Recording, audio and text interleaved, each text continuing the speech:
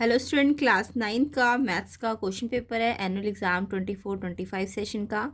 तो जिन बच्चों का ये एग्ज़ाम हो चुका है वो तो अपने आंसर्स चेक कर लीजिएगा, एंड जिनके अभी एग्ज़ाम नहीं हुए हैं उनके लिए इंपॉर्टेंट है, इसे अच्छी तरह से प्रैक्टिस कर लीजिए। तो इसका सलूशन करेंगे हम, एंड साथ ही साथ प्लेलिस्ट को भी चेक कर लेना, लिंक डिस्क्रिप्शन में है, उसमें भी बहुत इंपॉर्टेंट क्वेश्चन पेपर्स है, सैम्पल पेपर्स है। तो अभी फ़िलहाल हम इस क्वेश्चन पेपर को सॉल्व करेंगे, एंड जिनके एग्ज़ाम हो गए वो अपने आंसर चेक कर सकते हैं। तो इसका सेक्शन 1 का हम ऑब्जेक्टिव क्वेश्चन करेंगे सबसे पहले। तो प्लेलिस्ट के अंदर भी कंसेप्ट समझाए गए हैं, सोल्यूशन समझाए गए हैं डिटेल में, तो आप उसे चेक ज़रूर कर लेना ताकि आपकी अच्छी तरह से प्रैक्टिस हो सके। तो फर्स्ट क्वेश्चन देखिए, द सिंपलेस्ट फॉर्म ऑफ 0.12333। तो इसकी आपको देखो, आपको दिख रहा है ना, ये नॉन टर्मिनेटिंग है बट रिपीटिंग है। तो non terminating repeating rational number होते हैं ना, तो यानी कि आपको इसे ये किसी ना किसी रैशनल नंबर यानी पी वाई क्यू फॉर्म से निकल के आया है, तो आपको इसकी पी वाई क्यू फॉर्म बनानी है।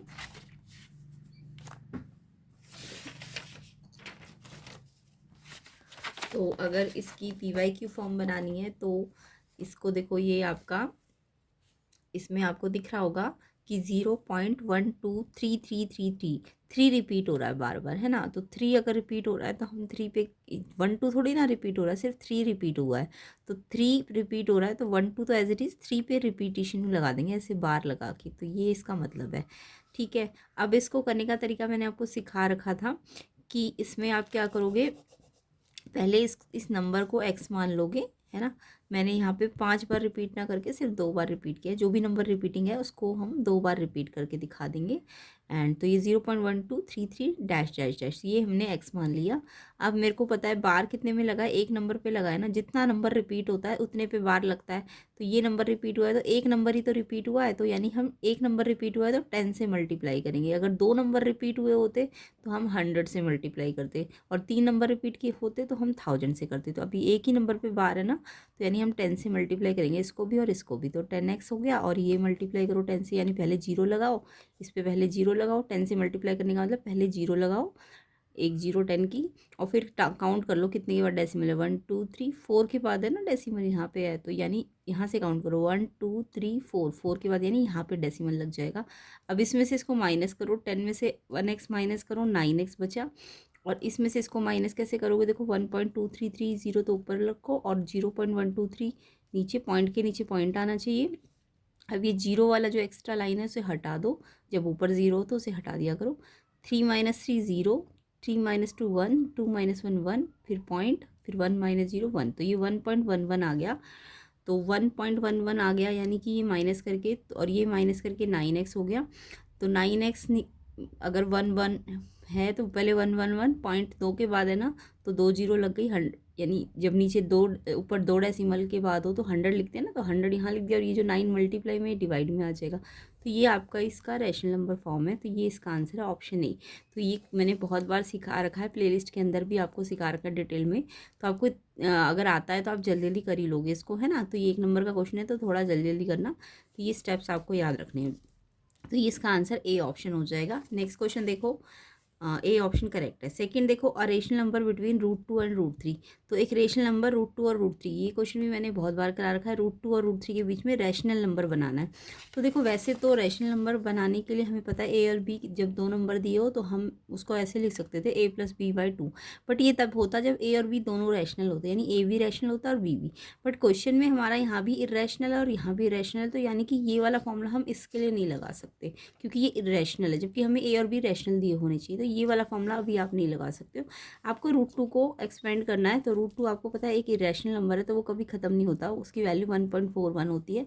ऐसी √3 की वैल्यू भी 1.732, ये भी कभी ख़त्म नहीं होती, ये भी इरेशनल है। जब भी रूट से बाहर कोई चीज़ ना आ सके ना, पेयरिंग ना हो सके, जैसे √4 है, √4 तो √2 × 2 यानी 2 बाहर आ सकता है ना, तो ये तो रैशनल है। बट ये रूट से बाहर नहीं आ सकते क्योंकि ये पेयर में नहीं है, तो ये कभी ख़त्म नहीं होंगे और सेम रिपीट भी नहीं होंगे, तो ये इरेशनल है। अब मेरे को 1.4 और 1.7 के बीच में ऐसा नंबर ढूंढना है जो आपके ऑप्शंस में हो, तो ये तो मैंने बोल दिया नहीं हो सकता क्योंकि ये इरेशनल है, तो ये वाला फॉर्मूला हम यहाँ नहीं लगा पाएंगे, ये गलत हो जाएगा। तो फिलहाल ये भी नहीं लगेगा। ये देखो 1.5, यस, 1.4 और 1.7 के बीच में 1.5 आ सकता है ना, तो 1.4 और 1.7 के बीच में 1.5, और ये देखो ख़त्म भी हो गया तो ये रैशनल भी है, तो ये सी ऑप्शन है। अगर मान लो इनके बीच में इरेशनल बोलते तो हम 1.4 और 1.7 के बीच में इरेशनल कैसे बनाते, तो देखो हम इरेशनल बनाने के लिए क्या करते, 1.4 के बाद हम 5, फिर हम इसको ऐसे बनाते कि ये ख़त्म नहीं होता, 5 1 5 2, फिर ऐसे करके हम इसे मतलब ये सेम रिपीट नहीं दिखाते। तो ये अगर इरेशनल बोलते तो हम कुछ इस टाइप का बना देते, बट रैशनल बनाना है तो 1.5 को ख़त्म करना पड़ेगा ना कहीं तो, और ऑप्शन में भी आपको 1.5 दिया, तो सी ऑप्शन इसका आंसर है।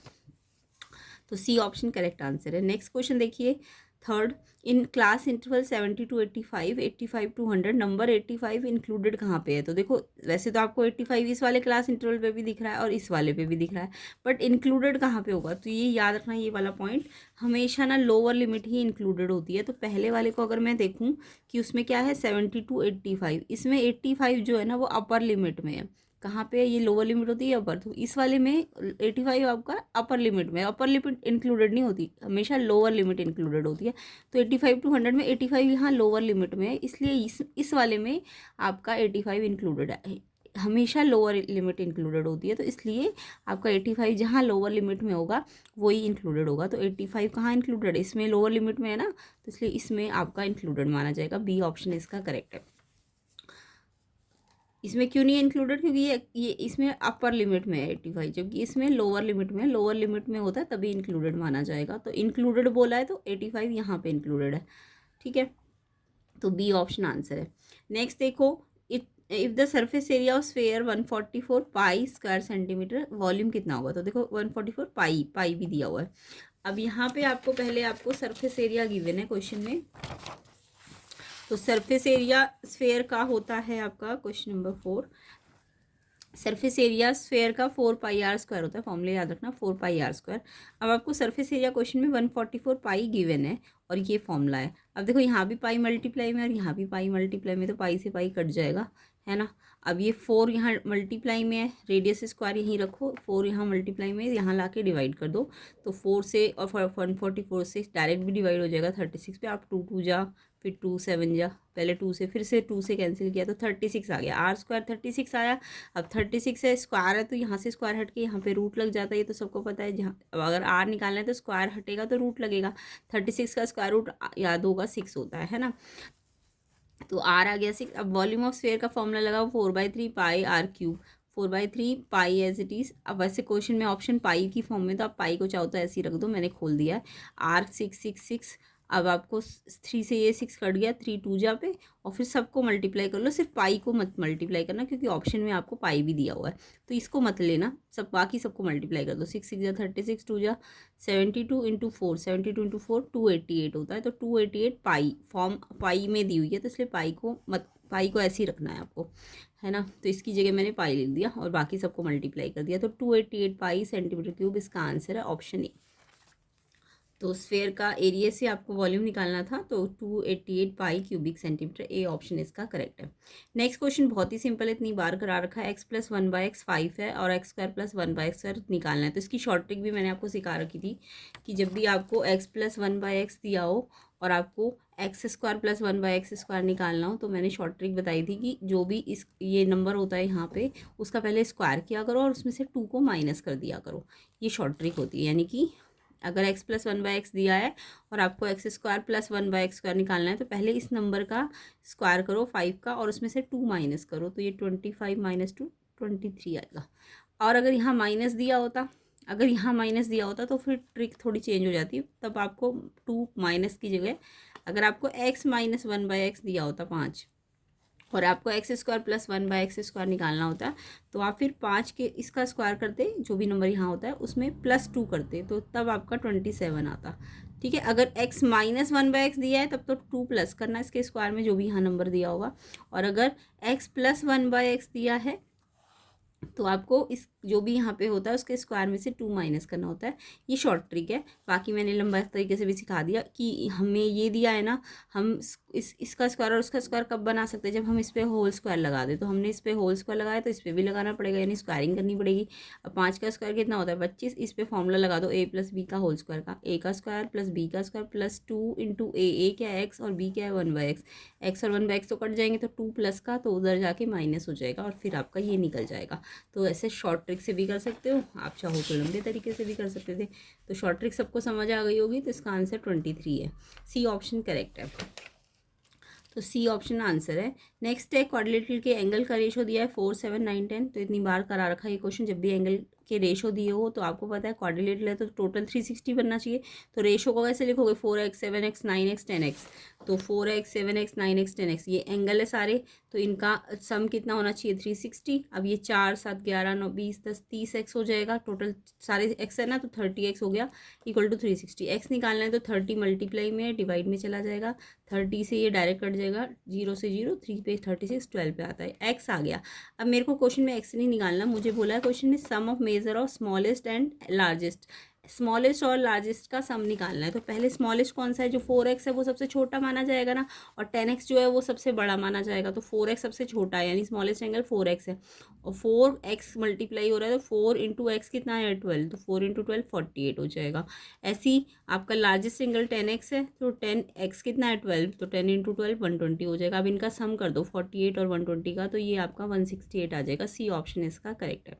तो आई होप सबको समझ आ गया होगा कैसे करना है। 168 बहुत ही सिंपल सा क्वेश्चन है। Lines are parallel if they do not intersect is stated in the form of line parallel होती है अगर वो इंटरसेक्ट नहीं हो रही है। तो ये एक एक्सियम है, डेफिनेशन है, पोस्टुलेट है कि प्रूफ है। तो एक्सियम तो हो नहीं सकता क्योंकि एक्सियम कभी भी ज्योमेट्री से रिलेटेड ट्रूथ नहीं होते हैं। पोस्टुलेट भी नहीं है ये, क्योंकि ये आपका एक डेफिनेशन है कि लाइन पैरेलल होती है अगर वो इंटरसेक्ट ना हो रही है। पोस्टुलेट तो तब होता जब ये बिल्कुल ट्रूथ होता, बट हमें तो इसे हमने पढ़ा है ना, पैरेलल लाइन की डेफिनेशन है कि अगर वो इंटरसेक्ट नहीं हो रही तो वो पैरेलल होती है। तो इट मीन्स ये एक डेफिनेशन है। बी ऑप्शन इसका आंसर है। क्वेश्चन 7 का आंसर बी, डेफिनेशन है ये एक। ओके, नेक्स्ट देखो, next 8th question. In triangle P Q R angle P equal है एंगल आर के, पी आर 5 है, क्यू आर 4 है, पी क्यू निकालना है। तो बहुत ही सिंपल सा क्वेश्चन है। पहले आप ट्राइंगल बना लो, पी और आर एंगल बराबर दिए, ये वाला एंगल इसके बराबर है। तो देखो आपको अपोजिट एंगल बराबर दिए तो अपोजिट साइड भी बराबर हो जाएगी ना। तो एंगल पी अगर आर के बराबर है तो अपोजिट साइड कौन सी बन रही है, पी और आर के, एक तो क्यू पी बन रही है और एक क्यू आर। तो क्यू पी और क्यू आर भी बराबर है। अब आपको ये दो आपको निकालनी कौन सी है, पी क्यू निकालनी है। और पी क्यू अगर क्यू आर के बराबर है और क्यू आर तो दे रखी है ना आपको, क्यू आर कितनी देर की है 4, तो पी क्यू हमारी क्यू आर के बराबर है तो वो 4 दे रखी है। ए ऑप्शन इसका करेक्ट है।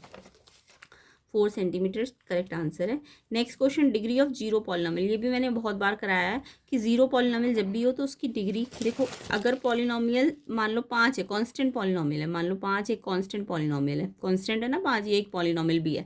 इसकी डिग्री अगर पूछी जाती, किसी भी कांस्टेंट पॉलिनोमियल की डिग्री होती तो वो जीरो होती। कोई भी कांस्टेंट की जो डिग्री है, बट वो ध्यान रखना वो नॉन जीरो होना चाहिए। कैसा कांस्टेंट होना चाहिए, नॉन जीरो। अगर कोई कांस्टेंट है नॉन जीरो कांस्टेंट तो उसकी डिग्री जीरो होती है। बट अगर जीरो ही आ गया, अगर आपका कांस्टेंट में जीरो ही आ गया तो उसकी डिग्री नॉट डिफाइंड होती है। ये याद रखना, जीरो अगर कांस्टेंट है तो नॉट डिफाइंड है डिग्री। बट अगर नॉन जीरो कांस्टेंट है लाइक 5, 7, 8 कुछ भी नॉन कांस्टेंट है या सी है तो डिग्री जीरो होती है। ये याद रखना आप ये पॉइंट, ठीक है। तो जीरो है तो उसकी डिग्री नॉट डिफाइंड है। तो इसका आंसर आपका नॉट डिफाइंड होना चाहिए। द लीनियर इक्वेशन, कोई भी लीनियर इक्वेशन के, मैंने इतनी बार बताया, कोई भी लीनियर इक्वेशन उसके बहुत सारे सोल्यूशन होते हैं, क्योंकि एक्स और वाई की जितनी बार आप वैल्यू चेंज करोगे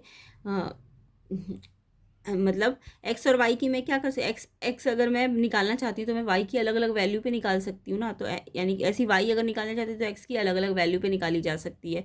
तो यानी कि इसके बहुत सारे सोल्यूशन है, infinitely many solution. C option इसका करेक्ट है।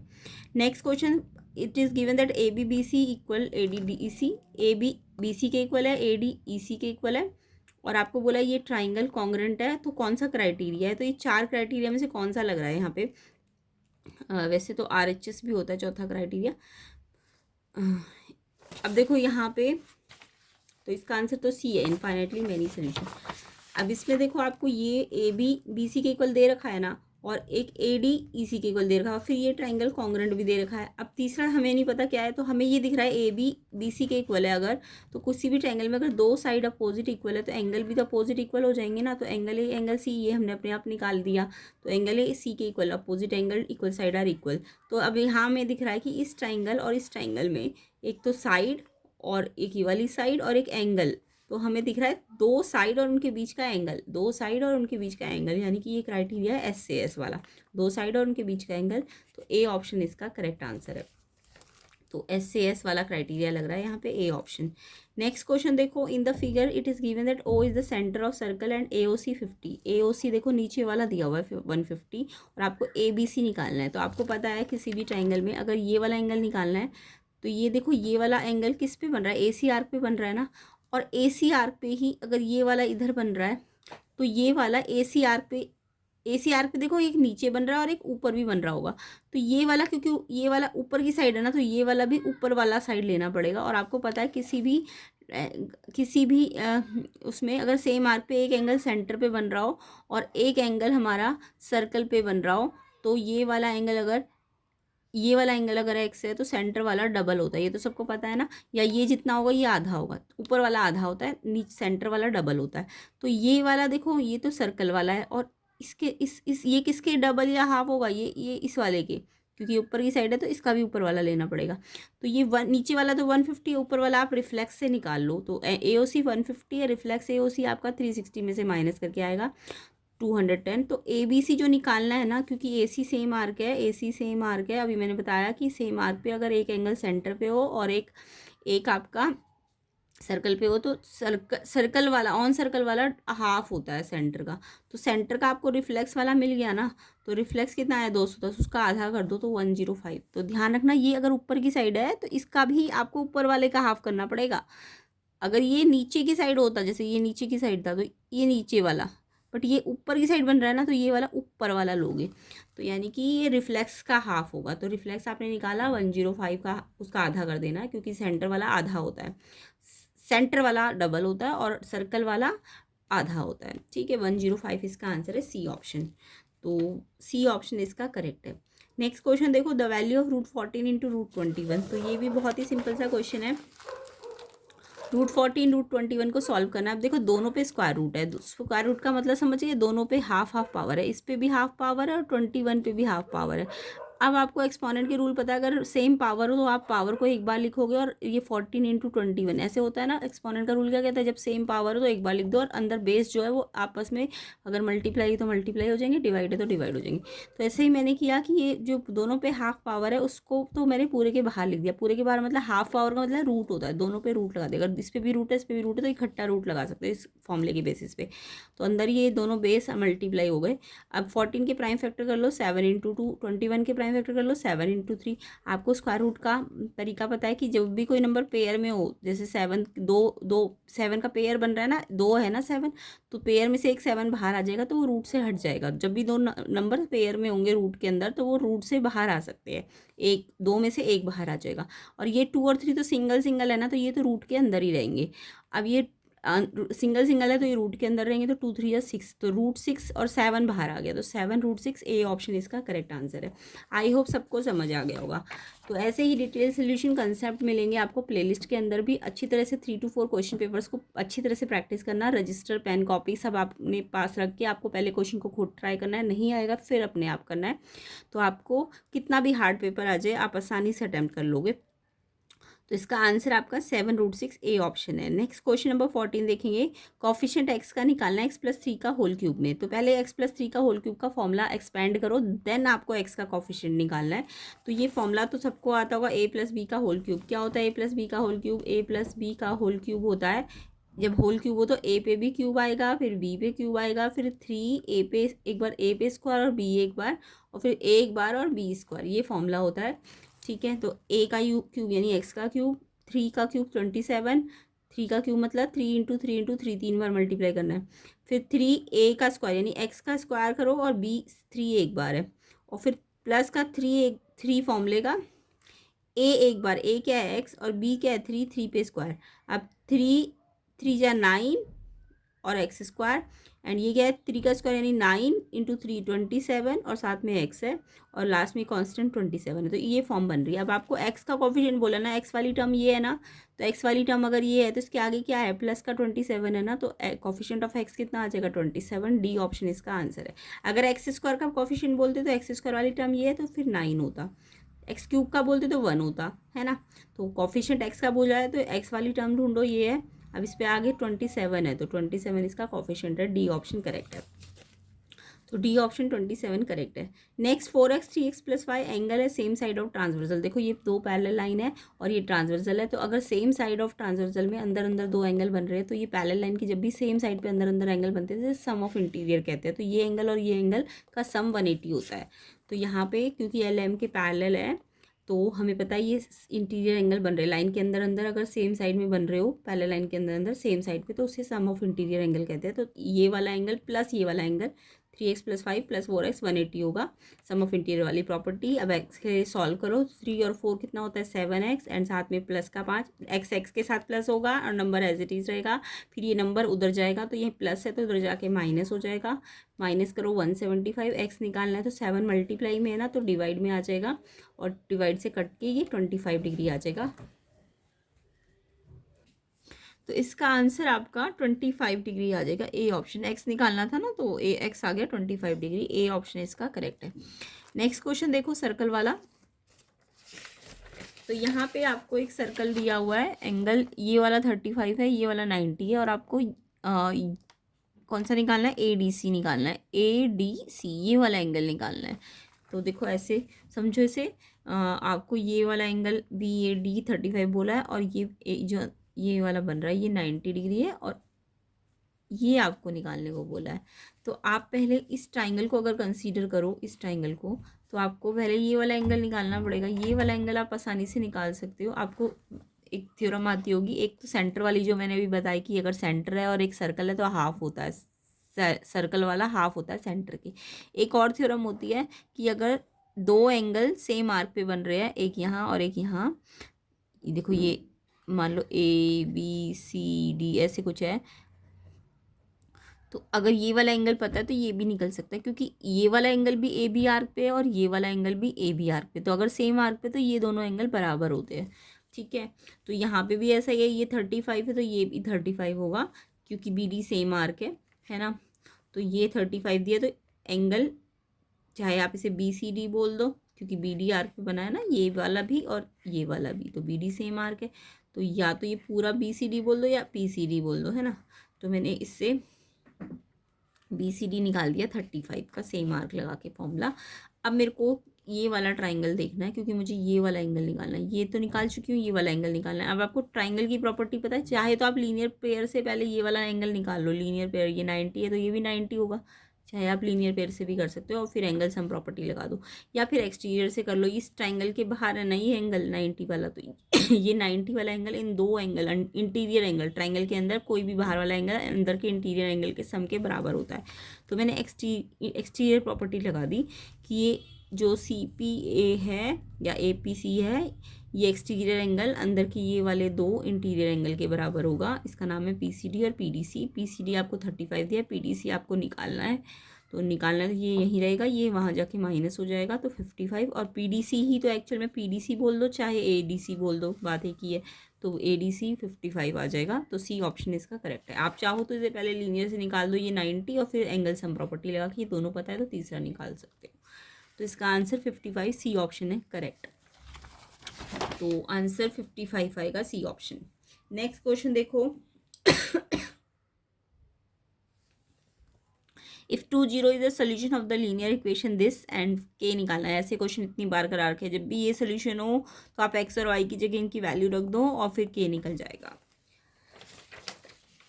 तो ऐसे क्वेश्चन तो आपको अब इजी लगते होंगे। ये वाला इसका सोल्यूशन है ना, तो इसका मतलब एक्स आगे होता है वाई बाद में होता है। तो एक्स कितना है 2 और वाई कितना है 0। हमेशा एक्स पहले होता है वाई बाद में होता है, तो एक्स 2 है वाई 0।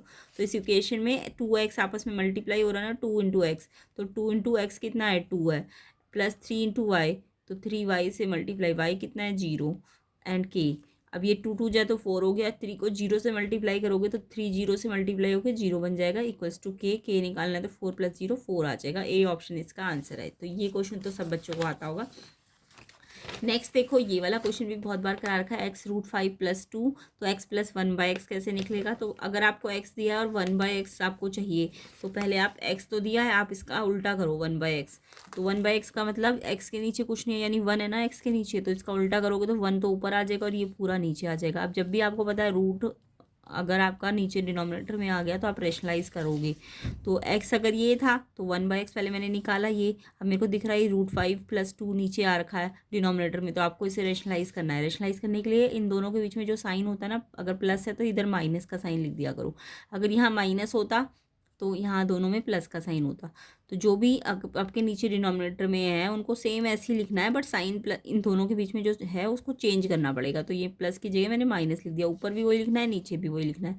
नीचे आइडेंटिटी बन गई a + b a - b, a + b a - b की आइडेंटिटी भी आपको आती होगी, a² - b²। तो a क्या है √5, उस पे स्क्वायर, माइनस b क्या है 2, 2 पे स्क्वायर, एंड ऊपर 1 से ये मल्टीप्लाई होगा पूरा, तो एज इट इज़ आ जाएगा। अब √5 का स्क्वायर, जब भी रूट पे स्क्वायर हो तो रूट हट जाता है, सेम रूट है ना उस पे स्क्वायर है तो यानी 5 आ जाएगा रूट हट के। 2 पे रूट थोड़ी ना है, तो 2 को 2 बार खोलो, 2 × 2 4 हो जाएगा, और ये तो एज इट इज़। अब √5 - 2 एंड 5 - 4 तो 1, 1 नीचे जाए लिखो या मत लिखो। तो x आपका आ गया √5 + 2 एंड 1/x हमने सॉल्व किया √5 - 2। अब दोनों को प्लस करना है, तो √5 + 2 प्लस करना है ये। तो अगर ये माइनस करना होता तो इसके साइन चेंज हो जाते, तो ये माइनस और ये प्लस हो जाता, तो फिर आपका ये कटता, ये नहीं कटता।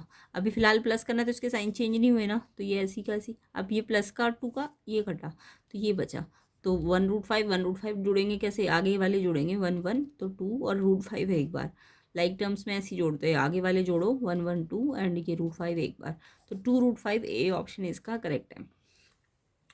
तो 2√5 ए ऑप्शन करेक्ट है। नेक्स्ट एजर्शन रीजंस पे आते हैं। एजर्शन रीजंस में आपको एजर्शन और रीजन पहले देखना है ट्रू है कि फॉल्स है। तो एक सिलेंडर और राइट सर्कुलर कोन का अगर बेस सेम है और सेम हाइट है, बेस सेम का मतलब समझ के रेडियस सेम है ना, और सेम हाइट है, तो वॉल्यूम ऑफ कोन अगर इतना हुआ तो वॉल्यूम ऑफ सिलेंडर इतना होना चाहिए। तो पहले मैं वॉल्यूम ऑफ कोन दे रखा है मेरे को, और उसकी हेल्प से मैं चेक करूँगी क्या वॉल्यूम ऑफ सिलेंडर इतना आ रहा है कि नहीं आ रहा। तो आपको वॉल्यूम ऑफ कोन का फॉर्मूला आता है 1/3 πr²h, ये होता है ना। अब क्योंकि आपका सिलेंडर और कोन सेम बेस पे है, तो यानी सेम बेस का मतलब रेडियस सेम है और बेस हाइट सेम है, दोनों की रेडियस और हाइट सेम है, आर है एच दोनों का सेम है। तो अगर कोन के वॉल्यूम में 1/3 πr²h आता है, तो आपको पता है सिलेंडर का वॉल्यूम तो इतना होता है ना πr²h, तो मैं यहाँ से πr²h निकाल लूँगी। πr²h को यहीं रखो, ये जो 1/3 है यहाँ मल्टीप्लाई में है, तो इधर 1/3 है तो उधर जाएगा तो 3/1 उल्टा हो जाएगा ना, इधर 1/3 है यानी इधर 3 से डिवाइड है तो इधर मल्टीप्लाई हो जाएगा। अब ये क्योंकि आर और एच सेम है कोन और सिलेंडर की, तो ये फॉर्मूला सिलेंडर का बन गया। तो यानी एक तरह से कह सकते हो जो वॉल्यूम ऑफ सिलेंडर होता है वो 3 टाइम्स होता है किसके, वॉल्यूम ऑफ कोन के। कब, जब उनकी रेडियस और हाइट सेम होती है। तो वॉल्यूम ऑफ सिलेंडर कैसे आएगा, जब आप कोन के वॉल्यूम को 3 से क्या कर दोगे, मल्टीप्लाई। तो 75 इसका आंसर है, और आपको भी यही आंसर दिया हुआ है,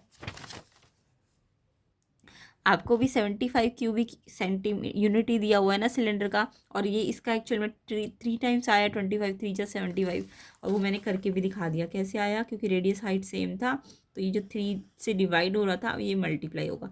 तो अगर रेडियस और हाइट सेम है तो वॉल्यूम ऑफ सिलेंडर कोन का 3 टाइम्स होता है। तो एजर्शन तो बिल्कुल ठीक है, 75 आ गया। और रीज़न भी देखो यही एक्सप्लेनेशन दे रहा है जो मैं बोल रही हूँ, सिलेंडर और राइट सर्कुलर कोन अगर सेम बेस और सेम हाइट पे होते हैं तो जो कोन का वॉल्यूम होता है वो सिलेंडर का 3 टाइम्स होता है। नहीं, क्या बोला, volume of cone 3 times the volume of cylinder, नहीं उल्टा बोल दिया इन्होंने। अगर सिलेंडर और सर्कुलर कोन सेम बेस पे और सेम हाइट पे तो वॉल्यूम ऑफ कोन थोड़ी ना 3 टाइम्स होगा, वॉल्यूम ऑफ सिलेंडर, देखो वॉल्यूम ऑफ सिलेंडर 3 टाइम्स हो रहा है ना, वॉल्यूम ऑफ सिलेंडर 3 टाइम्स होता है, तो उन्होंने उल्टा बोला इसलिए रीज़न गलत है, रीज़न गलत है आपका। वॉल्यूम ऑफ सिलेंडर 3 टाइम्स होता है, याद रखना, वॉल्यूम ऑफ सिलेंडर 3 टाइम्स होगा किसका, वॉल्यूम ऑफ कोन का।